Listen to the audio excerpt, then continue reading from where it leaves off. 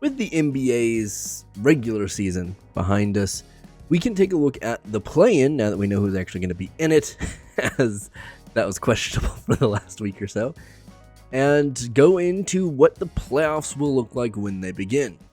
So obviously this is going to help correct some of my errors in my previous predictions video, but having it set, this is kind of crazy, right? The West is still stacked as you would expect. We got some really cool matchups actually in the playoffs with the Clippers and the Mavs. That's going to be a good series. The Timberwolves and Suns could be really good. Both of these, I think, could go 6-7 games pretty easy. But the play-in's a little bit more difficult. The Kings, having already kind of predicted they would be here, this is still a little surprising. This is not even a bad record. It's just that everyone else got better than the Kings. That's all it is. They just didn't really improve drastically from last year. And yeah, now they're 9th. So this is going to be kind of a toss-up. I do think the Warriors come out on top. And I think that's generally going to be the hope that's going to charge the Lakers here. So if I'm the Lakers, I'm looking at this. I win, I go against the Nuggets. And realistically, well, there are some chances. I still think the Nuggets are probably the team to beat in the West, right? They're going to probably come out of the West, for being honest.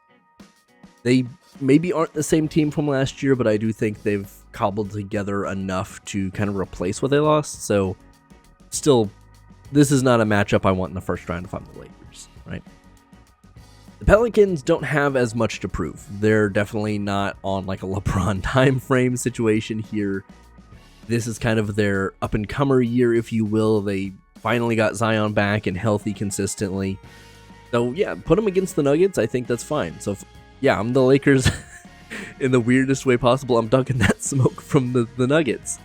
Because not only do you not get the Nuggets, you go in here, you're pretty confident you're beating either of these teams, but hopefully the Warriors come out, and if you're LeBron and the Lakers, you're thinking, cool, we only have to go against Steph and the Warriors once, and it's done. We don't have to play them a series, which, does have its benefits to some extent, but if we can just one and done these guys, then we go against the Thunder, who we have pretty good chances of making it past.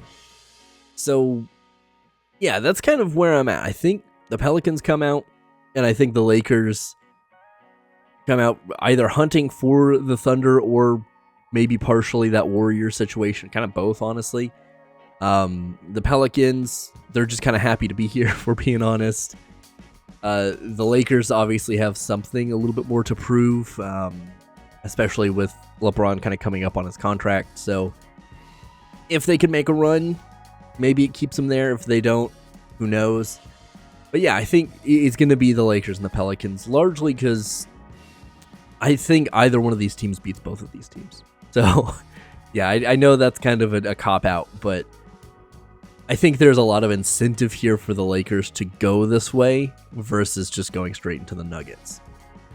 Now, the East's a little different. Obviously, whoever's going into the Celtics is not going to have a good time, but luckily, there's maybe a little bit of hope there.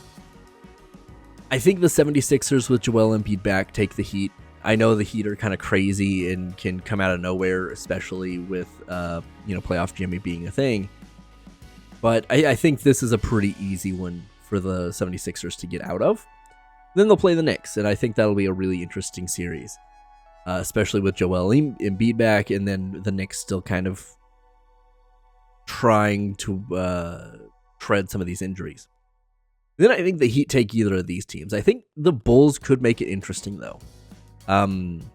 It really depends if playoff Jimmy doesn't show up, or we don't have a really stellar performance from anyone, whether that's Bam, Jaime Hawkins Jr., Tyler Hero, Terry Rozier. If none of those guys show up in a big way, I think the Bulls have the potential to get out. Regardless, I don't think the Heat this year or the Bulls take the Celtics.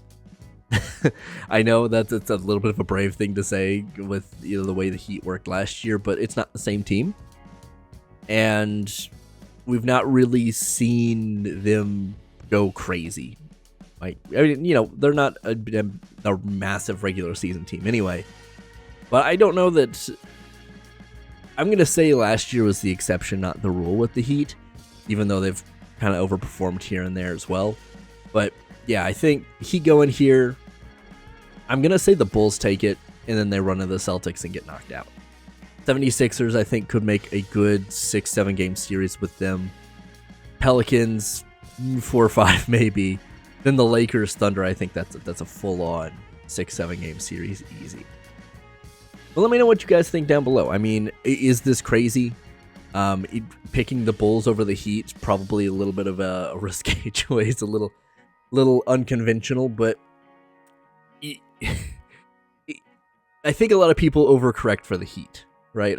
Don't get me wrong, they do have the possibility, and I think they're probably going to be pretty significantly favored by most people.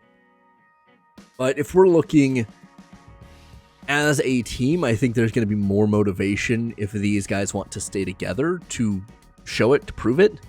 And, you know, even worst case, if you're looking at DeMar DeRozan, he doesn't re-sign. If he makes it into the playoffs and has a good series against the Celtics, even at his age, he's going to get a bag.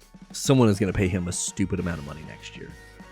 If they go in the play-in and lose, well, okay, yeah, I mean, that's kind of what everyone's going to expect. He's probably not going to get too crazy good. But yeah, I'll do this again once we actually have the winners and kind of go through what these matchups are going to look like. But overall, I'm really excited. This is a really solid year for playoff prospects. I mean, the ones we know now, the Clippers Mavs is going to be good. The Cavs Magic is going to be good. The Bucks Pacers game is going to get real intense.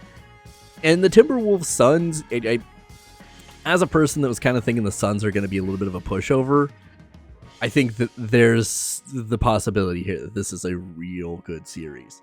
But I think out of the 4 that we already know, it's probably going to be the weakest by comparison. Anyway, like I said, let me know in the comments down below what you guys think, and I'll see you once the play-in's over and we know what the playoffs look like.